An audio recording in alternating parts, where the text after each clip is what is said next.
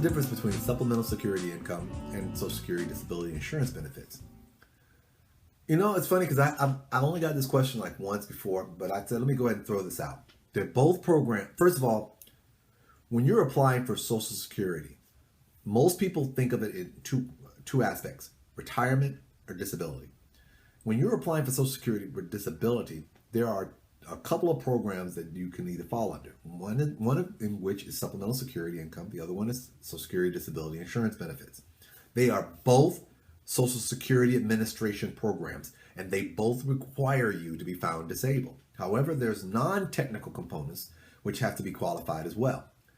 For SSI, or Supplemental Security Income, this is a need-based program.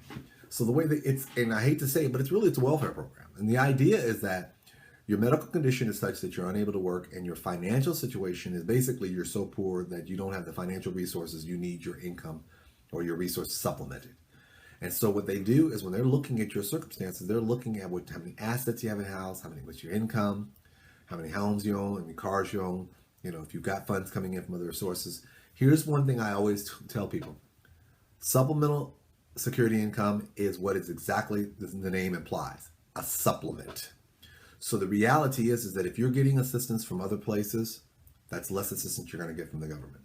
So let's say, for instance, that you have no money, but you have a rich uncle or a rich aunt that's basically paying your rent, paying your car note, taking care of your bills and everything like that, and you're not having to pay any of that back, and they're shooting you a couple $100 a month to take care of you. Social Security is going to look at all those things because those are financial benefits that you are receiving that you would not have received had they not been helping you. And also you have the benefit as an adult that by getting those benefits and you're not having to pay rent, not having to pay light bill, not having to pay the water bill, not having to pay car note, and you're getting a couple extra dollars too, that you're in a much better financial situation that you don't need your finances, quote unquote, supplemented. Okay? So keep that in the back of your mind. So when they start asking you about all your finances and resources and so forth, they're trying to determine how much of a need you have. Now, Social Security disability insurance benefits is a little different. That's a program where you have paid into the system. And typically that's based on what we call quarters of coverage, where you basically earn 20 out of the last 40, which is basically 5 out of the last 10 years. And you say to yourself, what's a quarter of coverage? What it is that you have to get what I call, 5 quarters, you basically you have the opportunity to get 4 quarters of coverage a year. Okay?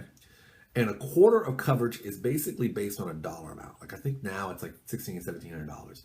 So what does that mean? That means is that it doesn't all have to be earned at the same time, my understanding. But let's say, for instance, you earn, $7,000 this year. Well, guess what? If you earn $7,000, no, bad math. Let's say you own $10,000 this year. Guess what? If all you made was $10,000 this year, you got your 4 quarters of coverage. And if you do that 1, 2, 3, 4, 5 years in a row, or at least 5 years within the last 20, you've now gotten your quarters of coverage. And it's not an asset or resource type of program. It's one where what you get based on what you pay into the system if you're found to be disabled.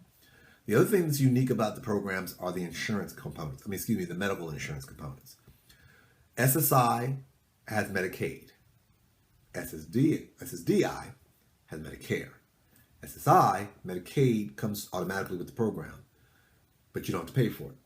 SSDI or SSD, you get Medicare, but you got to pay for it. So these are the little nuances. And of course, there's a few other little, unique differences as well. But what I always tell people is SSI is a need-based program. SSD, you pay into it. SSI has Medicaid. SSD has Medicare.